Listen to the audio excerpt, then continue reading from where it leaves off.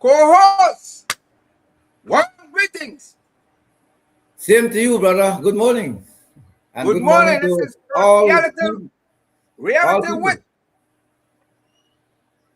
is our unique brand that boasts impartiality, whether towards the government, opposition party, NGOs, or non-aligned movements. We treat all our guests the same regardless of whether they come with star power, relatively unknown, religious or non-religious. Our guests are all free to render their opinions on the show, even as they convey to our audiences what they believe to be the best version of themselves. They are free to render their opinions. That is their right. And as for you and me, co hosts, we are neither here to agree or disagree with our guests' opinions. We only ask them to say whatever it is in English, so everyone understands what they are saying. That is all. Wow! Honorable Tracy Taegar Panton, leader of the opposition, it is our pleasure. Welcome to Reality with Perciality. Belizeans both at home and abroad have woken up early this morning and are sitting up with their coffee. Some of them are tea, waiting to hear what you have to say. They rather hear from you, leader, what the state of the nation is. You know, and in the margins of that, you may throw in, what you are, from whence you came, your early childhood, who you are today, and what to expect should you win the 50-50 chance of becoming the next prime minister of Belize whenever the next general elections are called. Well, now the microphone is yours. Take all the time you need, leader. Please go ahead and make your uninterrupted presentation, based on which there will be the question and answer period. Well, good morning, gentlemen. It's a pleasure for me to be here with both you, Percy, and my senior colleague, Ivan Williams, from down south. I haven't seen him for a while, so it's a real pleasure, Brother Ivan, to be on the show with you. It's an early start for me on a Sunday morning. But if I would do it for anyone, I would do it for you, Brother Percy. So thank you again Thank for the very kind invitation and for the opportunity to share this platform with you and your co-hosts. The question is, what is the state of affairs in Belize? And I think it goes without saying that we're living in a very difficult, challenging, unprecedented time. A time when the global dynamics have a direct impact on our lives and our livelihoods. I say that because just this month in April, just last month, I should say in April, inflation rose by 3%, almost on a weekly basis. The cost of fuel at the pumps continue to rise. It affects everything, the cost of energy, the cost of production, the cost of running our households, the cost of getting us to and from work. And so it is a difficult circumstances for any government to navigate. But I will say this, it is the responsibility of a government to mitigate the impact of these global events on the lives of its people. Policies must be determined.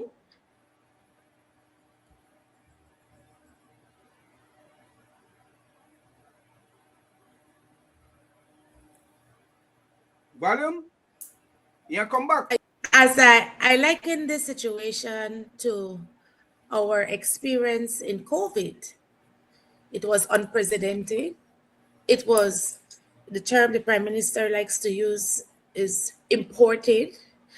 It it had a severe impact on our lives and livelihoods. But what did our government, and when I say our government, I'm talking about the United Democratic Party's government, do at that time? It took a step back. It engaged with the citizens. We engaged with our international financial institutions, and we engaged with our local financial institutions, and we came up with initiatives that will help to mitigate the impact on Belizeans. Loan payments were deferred. We had grocery bank, a very robust grocery bank program. Salaries were we provided salaries for persons who were not able to work. We reached across the political aisle to ensure that there could be bipartisanship in some of the decisions we had to take in the interest of our people.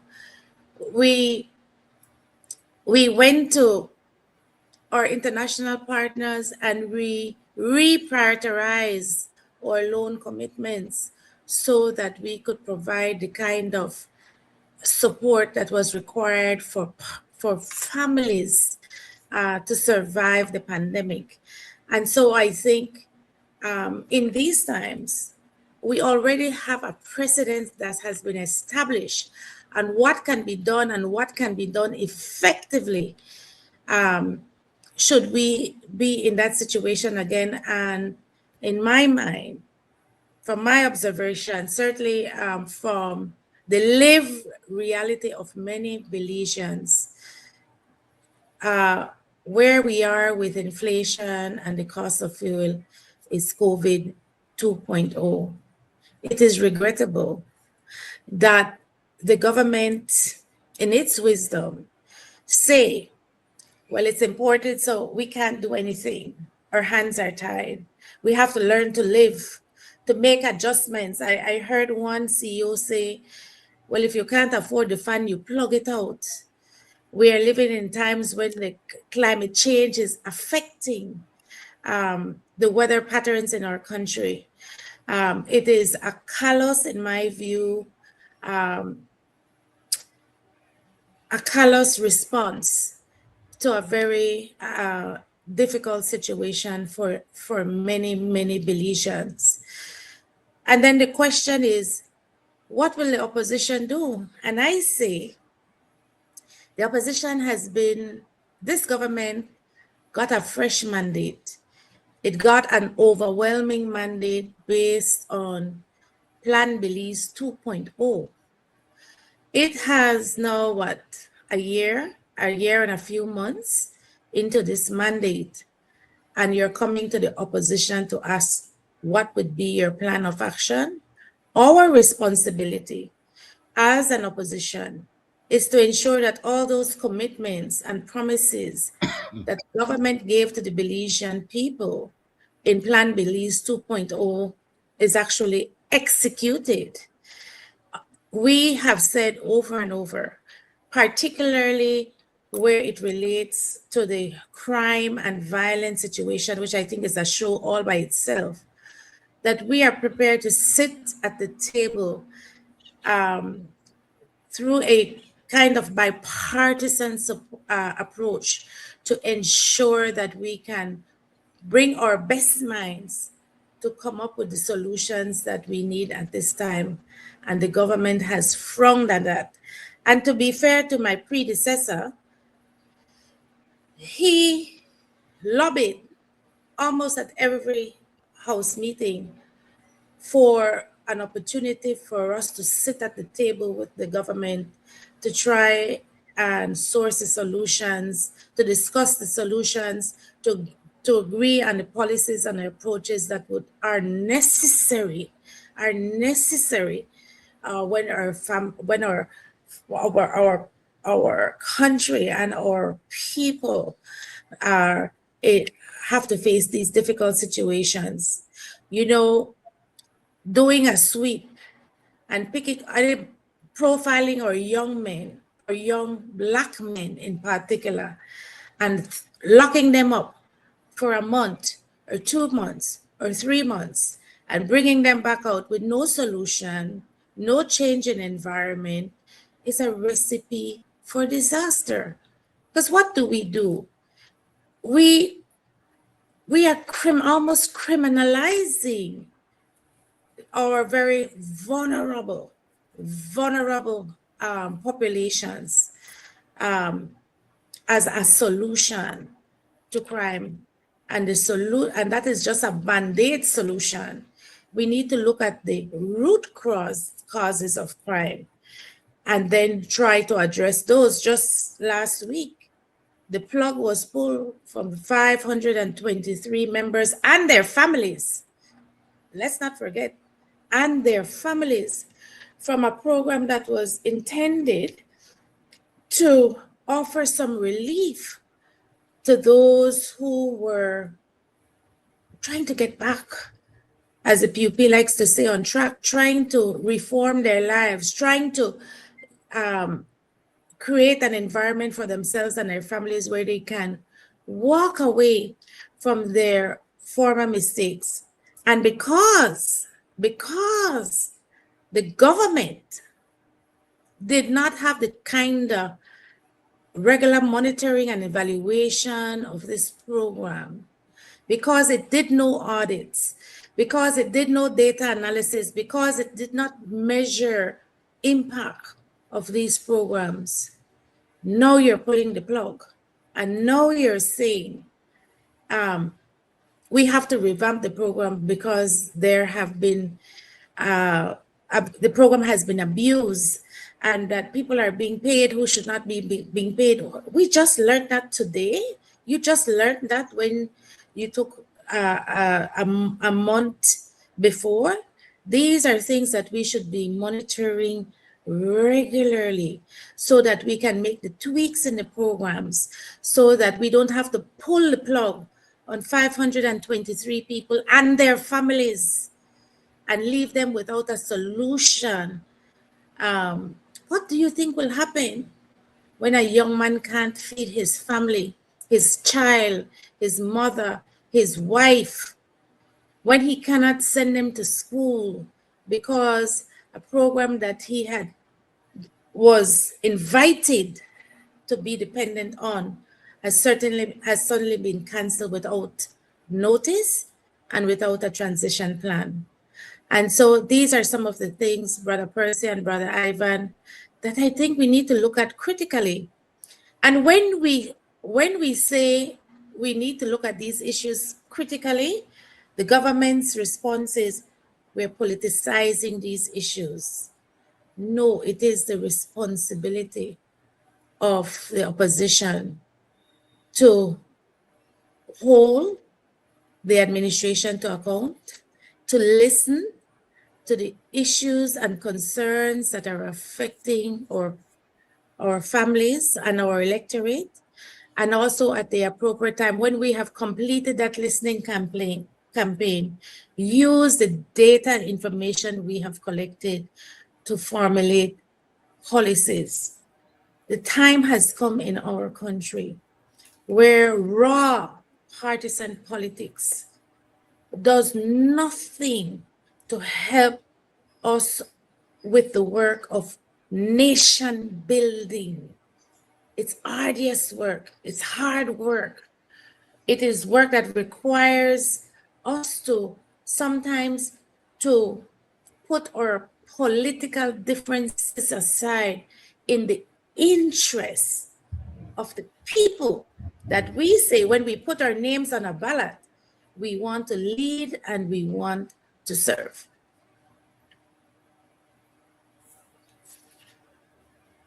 You pause or you're done? My apologies. You pause or you're done? I Alida? think that I think I think as an introductory statement, I Okay. think that it covers quite a bit. But I can keep going. I can No, keep going. not yet, not yet, not yet. I don't want to I don't want to dominate your space Oh, altogether. no, not at all. You're doing quite fine. No, whatever you were saying, you know what you were massaging there now. We needed to punch it in. Yeah, we're kind of going into the rapid fire because now I got 1, 2, 3, 4, 5. I got a whole lot of questions here. Now, CEO, some CEO say, plug out the fan. In Yes, other it's a words, reduce the light bill. plug out the appliances because you have to conserve energy. If you cannot, this came as a response to the complaints of what seemed to be a really exponential increase in electricity rates for many Belizeans, and the social media platforms were flooded by Ah. concerns by citizens saying, you know, I used to pay $100 this month, my bill at 300. There has been exponential increases. And he said, well, you have to do what you have to do to conserve energy. Plug out your fan.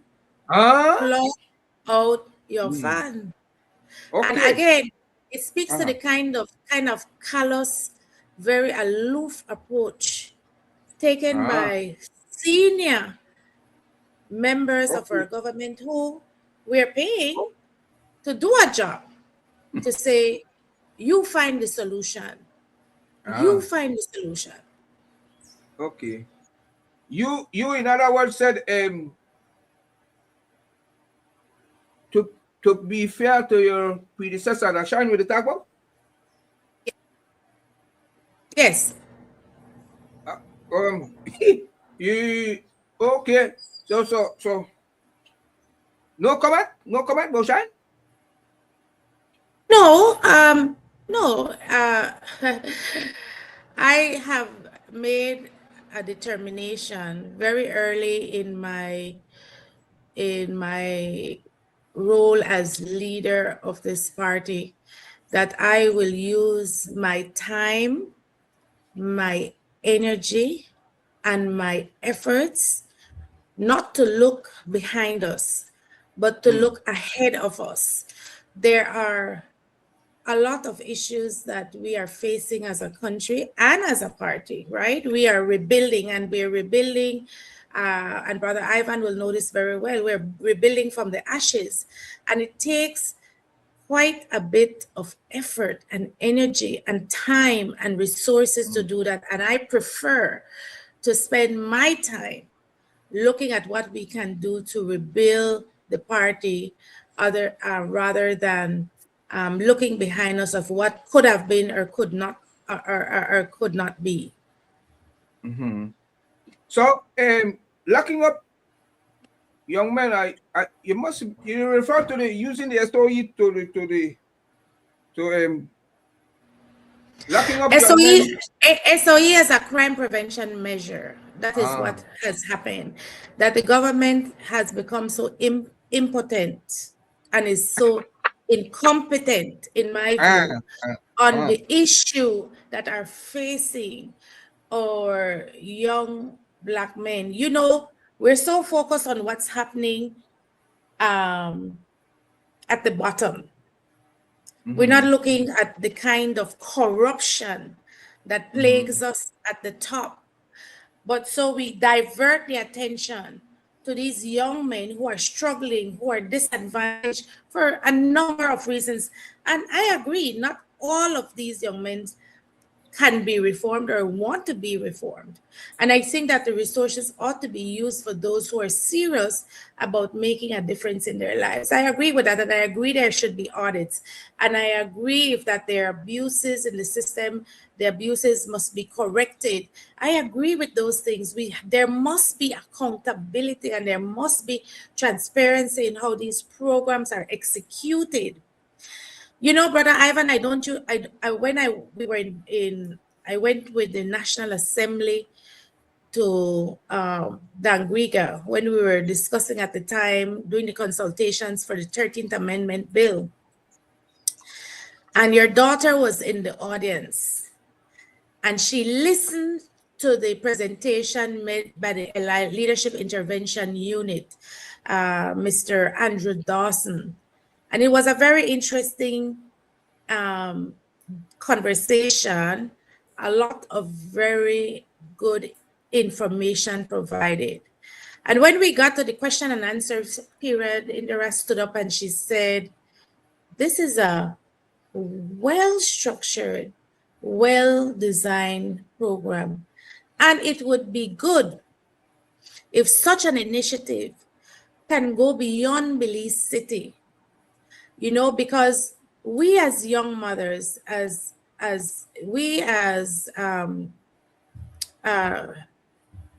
single mothers, we are trying to do everything in our power to ensure that the criminal element does not get a hold of our sons and our daughters. And these sorts of programs help to put structural and systematic interventions in place. And I thought, coming from Indira, that was such a profound and important intervention to have been made, and she was right on point. And instead of us finding ways in which we can have earlier interventions in communities that may have the greatest amount of vulnerability, the government has decided to pull the plug because they are not able to manage the program in a way where there is no abuse in the system. Our young people are being courted by gang leaders. Okay. And our gang leaders are being courted by criminal elements that are certainly above your pay scale and my pay scale. Let's look at what's happening in our northern communities with the infiltration of cartels into our communities.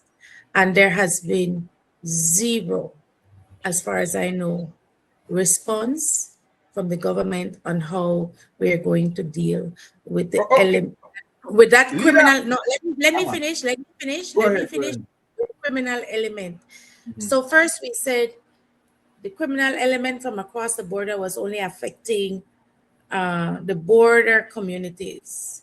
The last time they had the major drug bust in Lord's Bank, we learned through the police that the drugs that were confiscated was on consignment to a particular group in Belize City from a cartel group.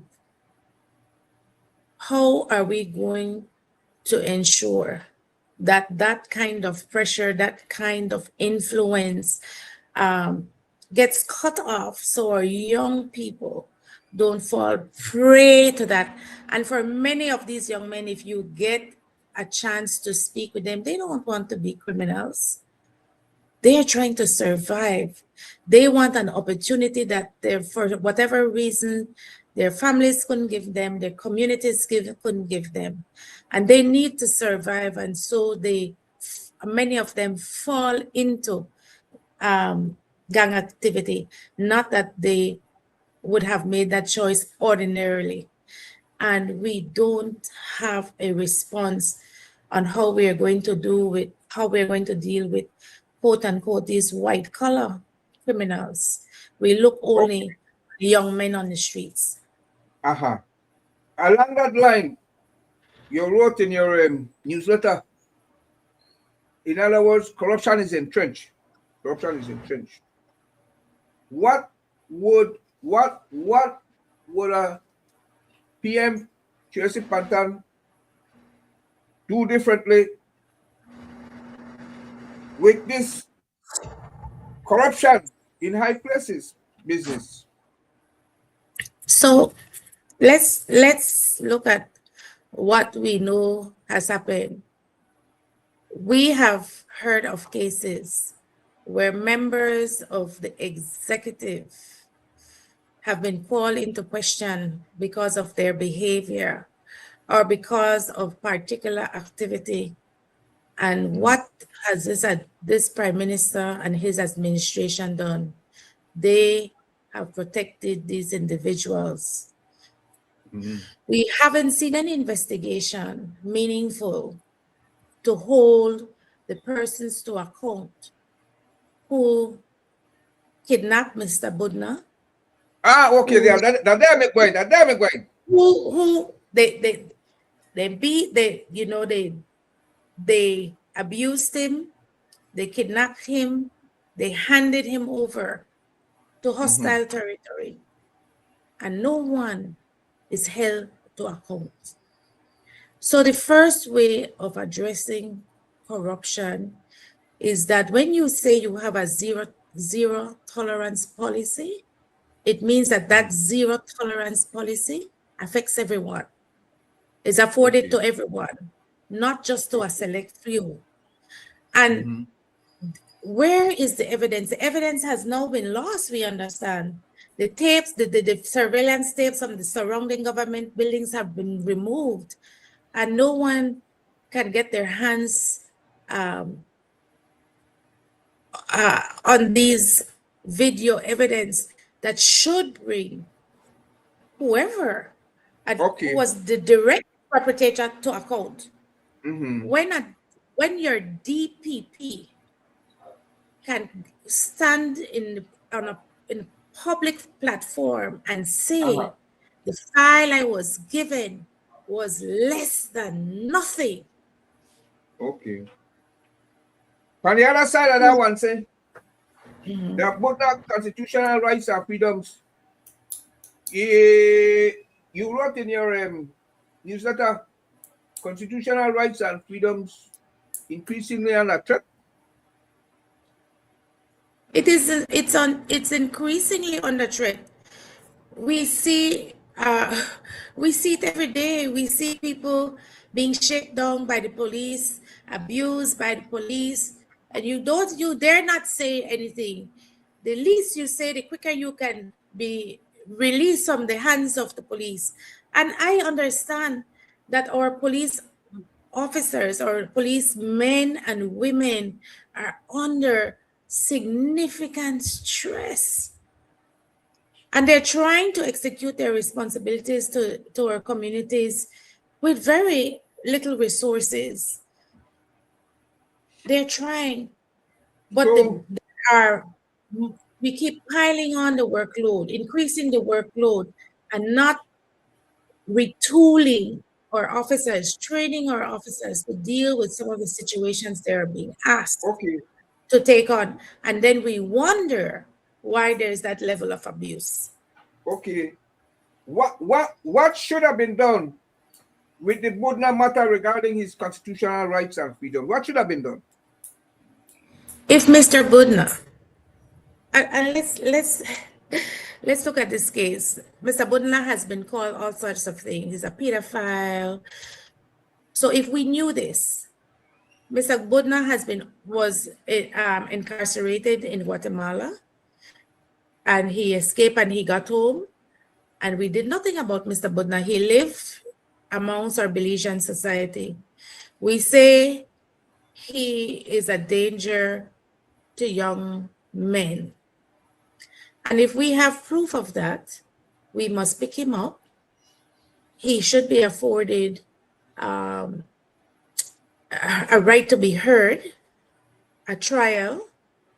If he is found guilty, he should be incarcerated. And if indeed there's some sort of agreement or treaty between Belize and Guatemala where Mr. Budna can be sent back to Guatemala, which I don't believe there is, but even if there was one, that process has to be put into effect. You can't, if it happened to Mr. Budna, it can happen to any Belizean. When the government does not want to hear dissent, or when they don't agree with a position we may offer on a particular matter, the first thing that this administration does and has done is intimidation. They instill fear and they try to mute the voices of persons who have particular concerns on particular issues. We live, the last time I checked, in a free and fair society. And it seems to me, where I sit, that this government is becoming more and more authoritarian. And that's not the foundation on which our country was built. We were built to value democratic principles. We are a democratic country. We sing it in our national anthem, and whenever we talk about all the good attributes about this country, we say we have a peaceful democracy. And it seems to me on a daily basis, we're moving away from that peaceful democracy we so all pride. Okay. Well, policy lined up with authoritarianism, the trend. In that newsletter, you said the future of Belize depends on citizens who are informed. I guess that's a part of what you do, no? You help to inform. Engaged. Prepared to defend the freedoms, blah, blah, blah. Generations before us fought to secure. I guess people like Goldsmith fight to secure, no? You want to elaborate? George Price fight to secure. Goals. In fact, there were many Belizeans, and I'm not even speaking about Belizeans only at the leadership level. They're I can speak for the United Democratic Party.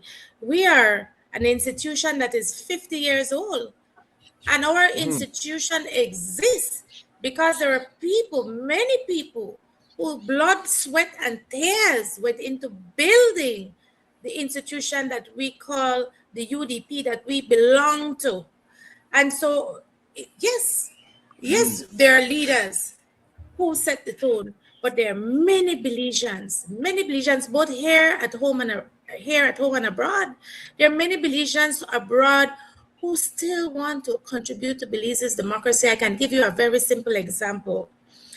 I was on a talk show one morning, one of the local talk shows, and after that, I got a call on my messenger that's linked to my social media platform from 3 Belizeans in California who were listening into the conversation.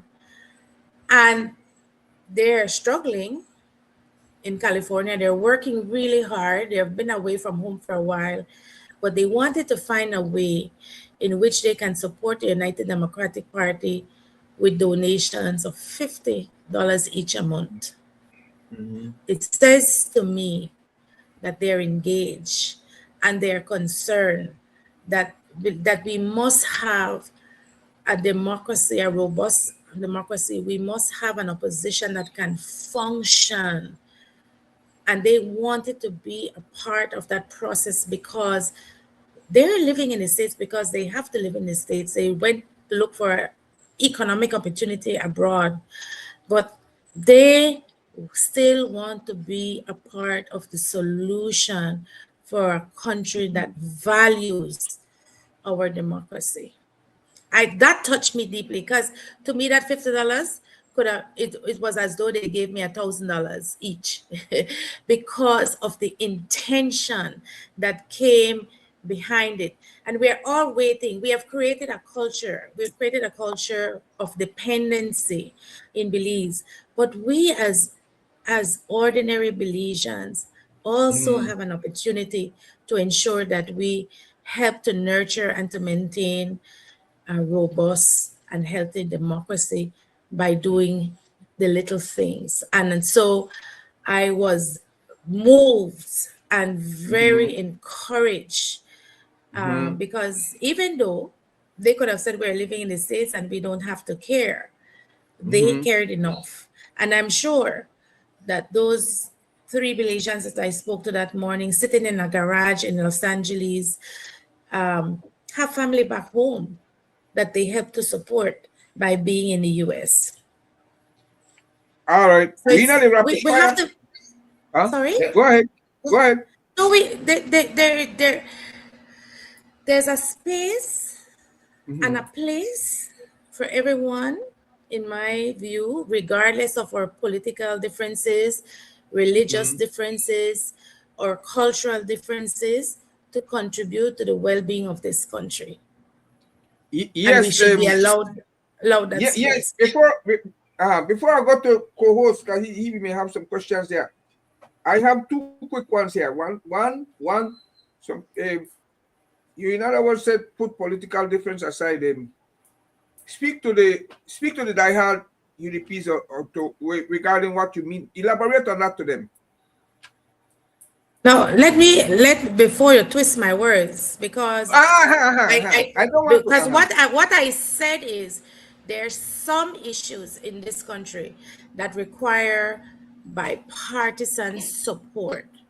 When we have our young men dying at the rate that they're dying due to senseless gun violence, that's an issue, in my opinion, that requires bipartisan support, just as COVID required bipartisan support. I am clearly of the view that the United Democratic Party is the best alternative to govern this country. And I think we have been tested, we have been tried, we have been proven. We weren't perfect. We made some mistakes, and we have a duty to acknowledge the mistakes we made and correct them. But under a UDP administration, we did not experience this level of corruption that has become endemic and systemic in our public institutions. We did not see that. And so I think so at no point am I saying that the UDP must abandon or should abandon or will abandon its core principles and values. Got you. But there are times in any developing countries' progress where there's some issues that require us to bring our best minds to the table, regardless of our political affiliation. Sure. Finally, from my side, readiness for City Council March coming next year. Readiness. Speak to that for me. UDP readiness for the next City Council. I am very excited about the great progress we have made. I think Brother Ivan and maybe yourself can speak to the fact of how we're looking down south in terms of the willingness of hardworking Belizeans to offer themselves as aspirants for the municipal elections. I think in Dankuga we may have as many as 3 potential slates. People who say, you know what, we are prepared to put our name on a ballot for the United Democratic Party because our municipality means something for us. And we see that all across the country. We have the application process is closed. Our nominations and vetting committee is completing their due diligence over the weekend.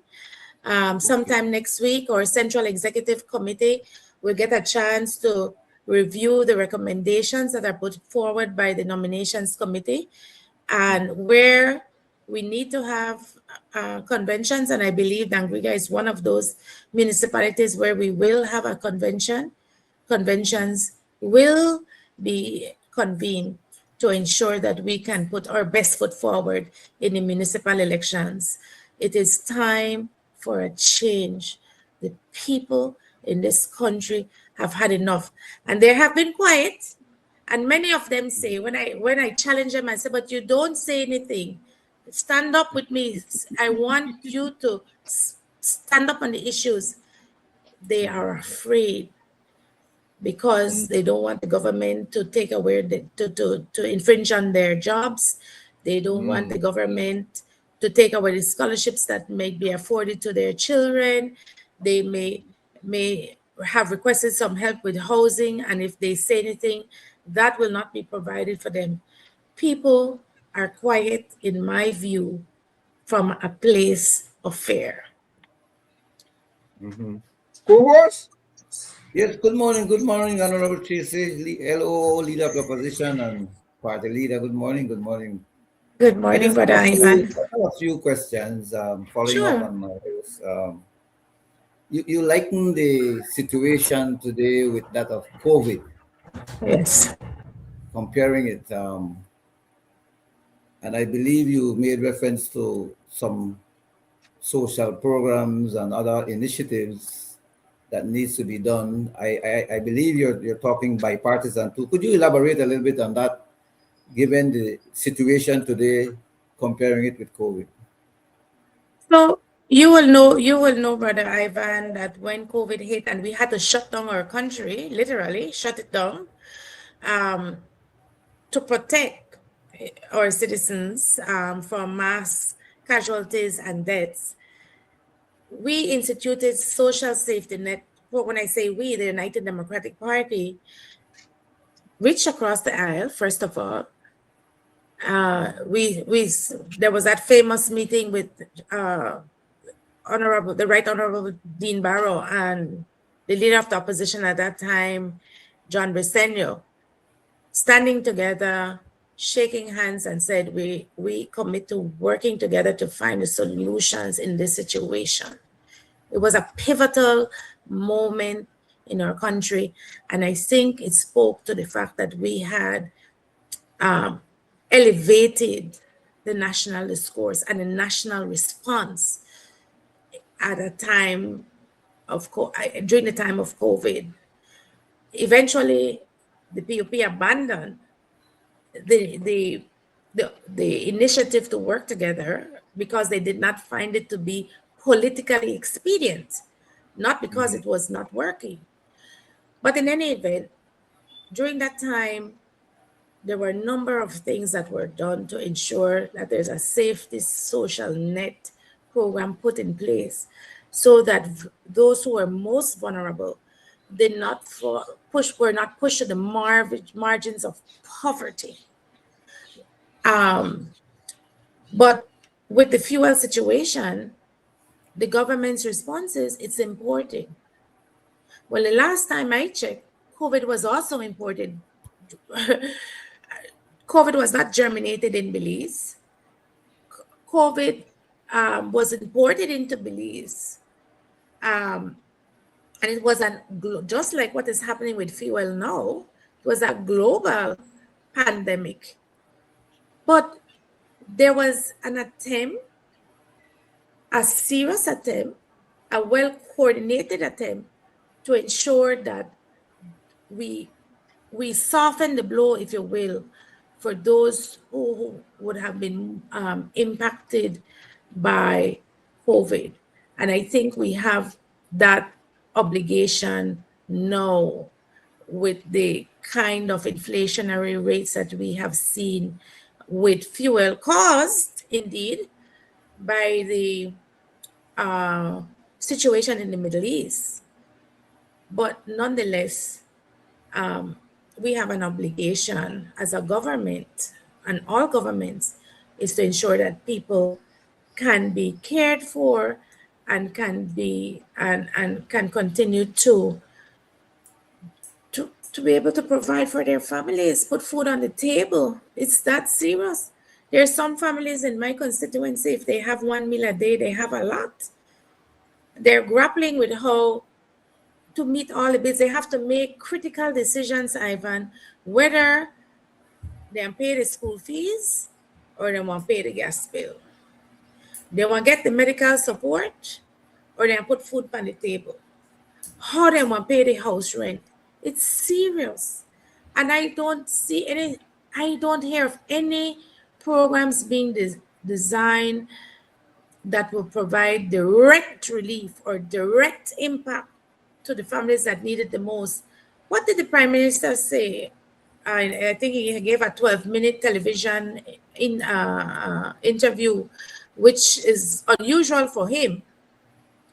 But he said the government has revisited its annual budget, and we're going to cut $30 million in infrastructure projects, and we're going to cut $25 million from goods and services, but we don't know where those cuts are being taken. We have no report on which infrastructure projects are being cut, and we don't know which goods and services will be reduced. So $75 million the government has identified in its budget, and we don't know how that $75 million will be redirected to ensure that we put in the proper safety net programs for those who need our assistance the most. The government said we are going to give a $3 subsidy to bus owners. I think that commitment was made on the 4th of May. As my colleague, the Honorable Patrick Farr, likes to say, ups to now. The bus owners have not seen a penny in fuel subsidies. And the pressure continues for independent bus owners to become a part of a national monopoly, right? If you want incentives, if you want subsidies, it means that you must become a member of the national bus company. We all know why we don't support monopolies and why competition helps to serve the market. And if the government's intention is to improve, for example, the national transportation system, anybody should be able to apply, whether you're part of an association or not. Our constitution says freedom of association. That's a fundamental constitutional right that we have as Belizeans. Should still be able to apply for those incentives and for those concessions and for those subsidies to help to improve the overall system. But we don't know. The government says that it is foregoing $80 million in taxes from fuel. Well, show us the formula. Show us the formula so we can ascertain for ourselves that you're foregoing $80 million in taxes. What we know is that government unilaterally decided to decrease the margins for fuel distributors without consultation, without discussion, without assessing impact. And we may have had to do that. But they should, at minimum, Brother Ivan, been an attempt to have a national dialogue so we can all understand in this country that we're sharing the pain and we're sharing it so proportionately. But we don't know that because the government wants us to accept what they say based on their word. And the truth is, on a daily basis, many Belizeans are losing trust and confidence in the government. And so they must provide us with the proof. Yeah, co-host, go ahead and prepare your question. I have two more small questions to ask. Yeah, then after which will closing argument. Go ahead. The fuel prices, there is what we call acquisition cost, and then there is taxes. All right? And if subsidies are only for some, and not everybody, you want something that everybody would benefit from. So could you say whether government could reduce the price of fuel by reducing its intake on taxes, and then everybody benefit because we all know that fuel. And could you say by how much? Could they adequately reduce that cost of, so that everybody benefit, manufacturing, all of us that use vehicles, a The more comprehensive. productive sector in particular, the Yes, productive yes, sector. yes, yes. So Could you, yeah. so I don't want to fall in the trap that Johnny fell into, because for political expediency, Johnny called a crowd and he took to the city streets in Belize City and he said we could reduce taxes by $2. We could reduce fuel prices by $2. Mind you, at that time, fuel prices were half of what they are today. Those fuel prices have increased 100% over the time when Johnny went to the city streets and said we can reduce fuel prices by $2. We need to see the data. We need to look at the numbers. And there's no rocket science. We see what other countries in this region are doing. We have to reduce. There, in many cases, particularly in the Caribbean, where they import everything. We don't import everything that we consume in this country.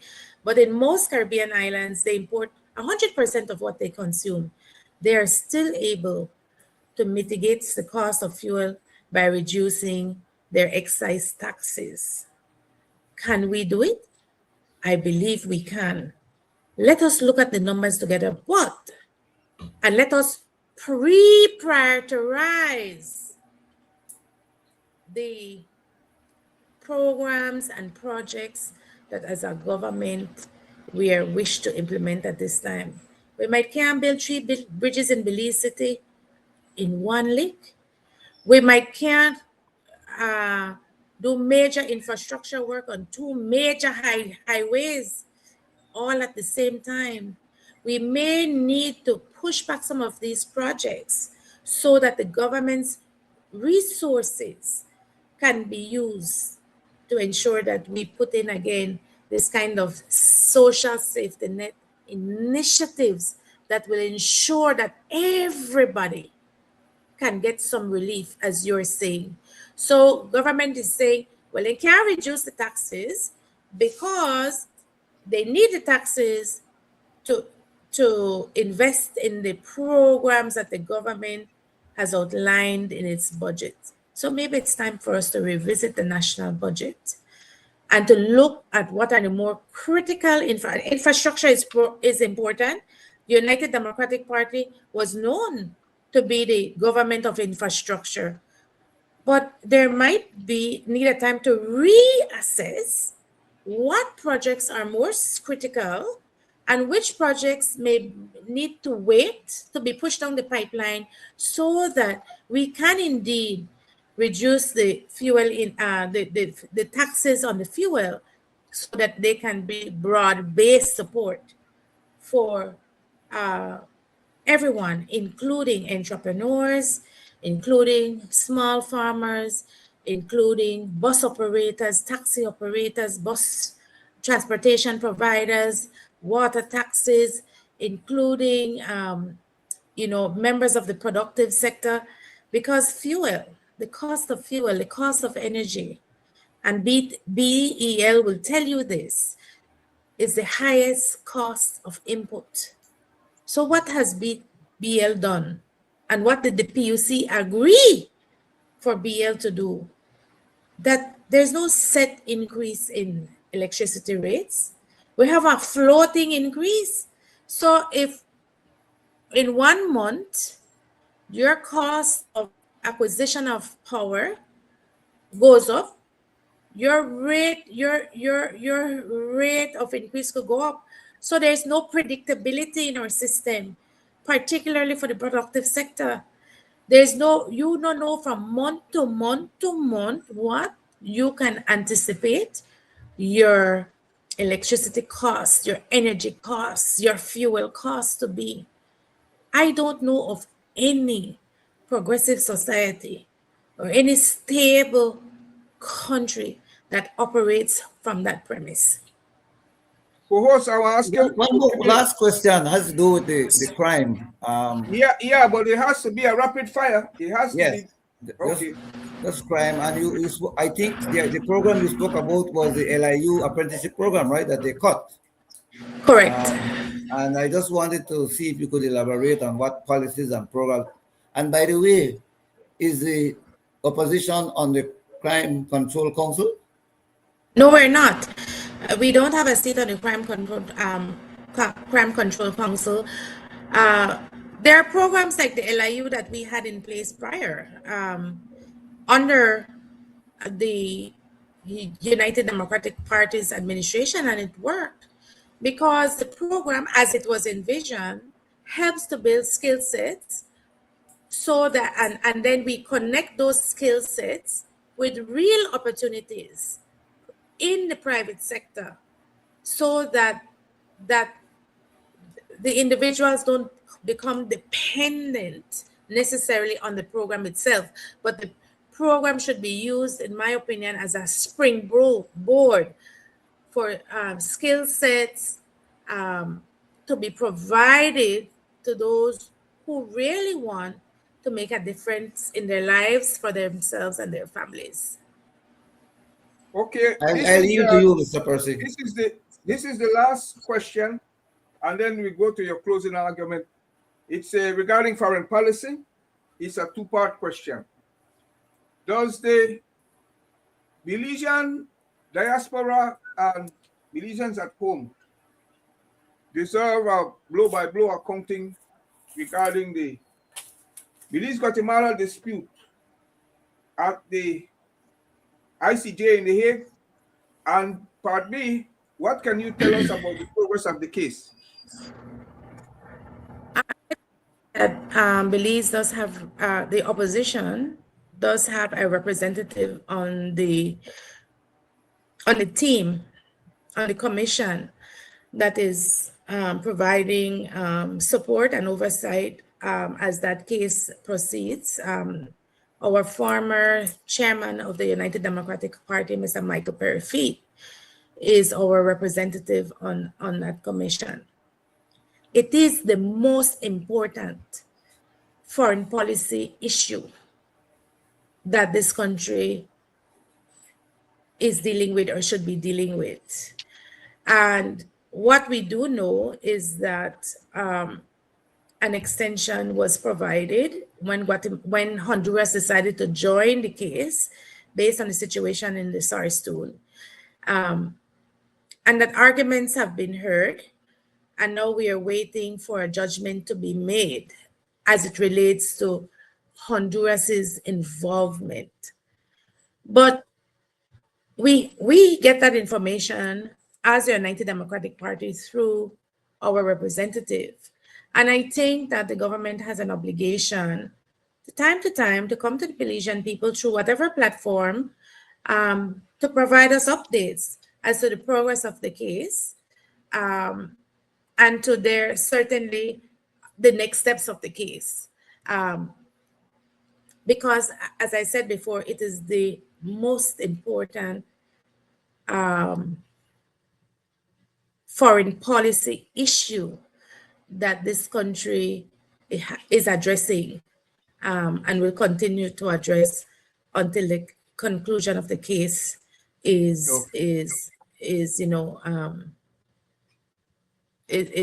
ventilated. Okay, Party Leader, please go ahead as we lost Ivan temporarily. Please go ahead and make your closing remarks.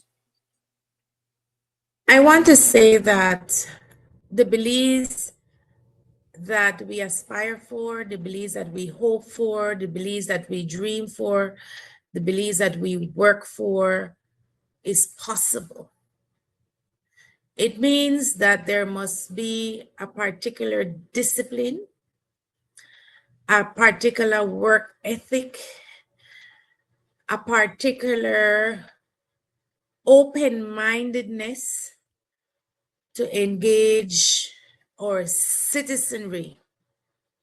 We have to move away as a country from this sense of dependency that politicians enjoy and use as a political tool to be able to curry favor with the electorate.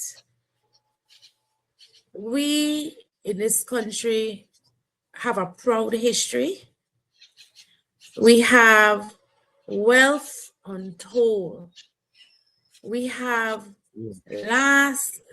masses of land. We have such diversity. And if we put all these elements together and package these elements in the interest of the Belizean people, our young people don't have to leave the shores of our country for their aspirations to be realized. Belize, as I say, is the center point, and it can be a beacon of light. We all have a duty and an obligation, a responsibility to ensure that we reach our highest potential. Well, party leader, it's been our pleasure to have you. Thank you. And I don't know what's going on with Ivan's, but he's trying to be on stage, but we only get the lead thing. I am back, Percy. Yeah. We had a current gap on me and I took on the phone. Okay. In the meantime, party leader, don't make her closing remarks. You want to say, you want to tell her anything as she departs, about to depart? No, I want to thank her for coming on the show and being the best version of herself. And we continue, Mr. Percy, to try and, we don't discriminate. We don't do other things. We're trying to bring out the best we can for people to realize, as they grow in this country and as they grow in their life, that we become the best version of ourselves. So I want to thank you, Madam Leader of the Opposition and Leader of the UDP, for coming on the show. Thank you so much for having me. From the deepest part of my heart. Thank you. Have a good one.